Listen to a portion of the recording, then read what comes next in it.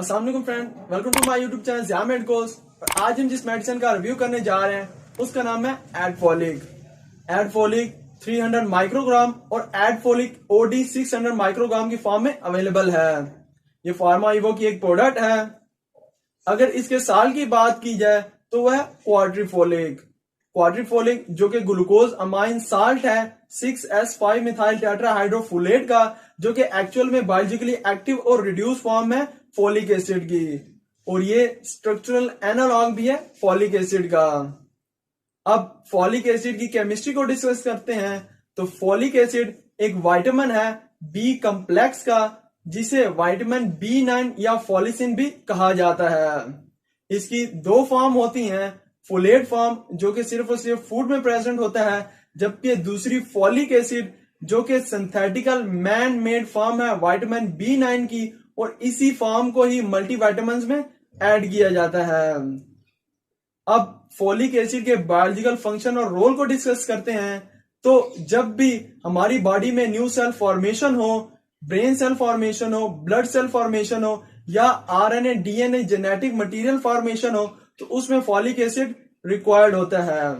और specially during pregnancy में आपको ज्यादा फोलिक एसिड की रिक्वायरमेंट होती है, क्योंकि उस टाइम आपके डेवलपिंग बेबी को भी अपने ब्रेन और स्पाइनल कॉर्ड फॉर्मेशन और डेवलपमेंट के लिए फोलिक एसिड की जरूरत होती है। अब बात करते हैं कि ये प्रेगनेंसी में कैसे रोल प्ले करता है। तो जब आपका baby early stage embryo stage में होता है, तो न्यूरल ट्यूब जो कि छोटा सा ओवल शेप पीस होता है एम्ब्रियोनिक टिश्यू का, वो फोल्ड होता है। तो जब वो फोल्ड होता है तो वो क्लोज करता है न्यूरल ट्यूब को, और जब न्यूरल ट्यूब क्लोज हो जाती है तो वो हेल्प करती है बेबी के ब्रेन और स्पाइनल कॉर्ड की डेवलपमेंट और फॉर्मेशन में। तो ये तो है नॉर्मल प्रोसेस जो कि कंसेप्शन के 28वें दिन से शुरू हो जाता है। लेकिन अगर आपको फोलिक एसिड की डिफिशियंसी हो तो इससे न्यूरल ट्यूब डिफेक्ट्स जैसा कि स्पाइनल बैफिडा हो गया, जिसमें न्यूरल ट्यूब का जो नीचे वाला पोर्शन है वो क्लोज नहीं होता, जिससे एक एक्सटेंशन एक एबनॉर्मल सरफेस अपीयर होती है, जो कि फर्दर लेग पैरालिसिस, जिस्मानी माजूरी, डेवलपमेंटल डिले और नर्वस सिस्टम डिसऑर्डर्स को कॉज करती है।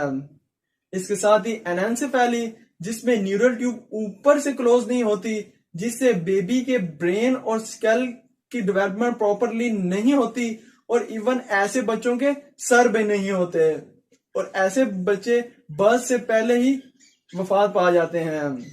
इसके साथ ही सर्टन अदर बर्थ डिफेक्ट्स जैसे कि क्लेफ्ट लिप हो गए, यानी कटे हुए होंठ हो गए, एट्रियल सेप्टिक डिसऑर्डर हो गए, जिसमें बेबी का जो upper right and left chamber of heart में जो होल होता है वो प्रॉपरली क्लोज नहीं होता, जिसे आम जबान में दिल में सुराख कहा जाता है, और ये प्रेगनेंसी में भी होता है और आफ्टर बर्थ भी प्रेजेंट रहता है।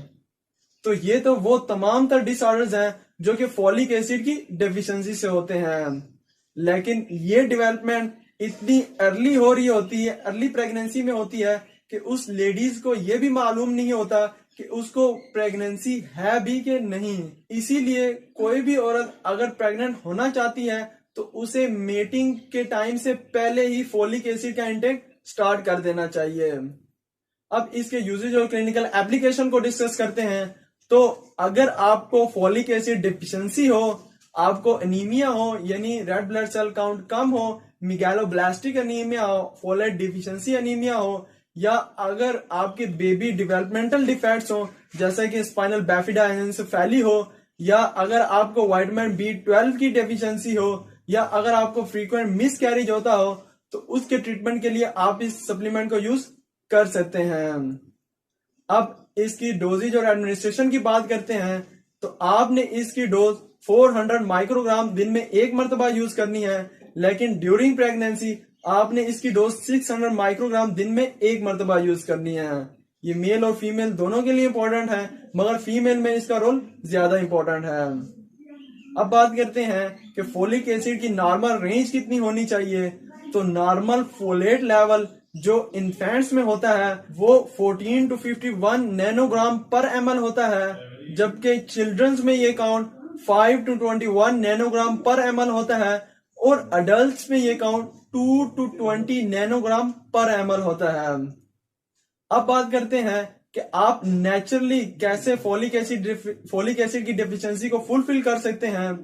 तो ये जितने भी डार्क ग्रीन लीफी वेजिटेबल्स और फोर्टिफाइड फूड होते हैं, जैसा कि डार्क बीन्स हो गए यानी लोबिया हो गए, पीज हो गए, लेंटिल्स मटर और मसूर की दाल हो गई, व्हीट प्रोडक्ट्स हो गए, ऑरेंज जूस हो गए, बीट्स चुकंदर वगैरह हो गए और ब्रोकली और स्पेनिश में ये रेडली अवेलेबल होता है।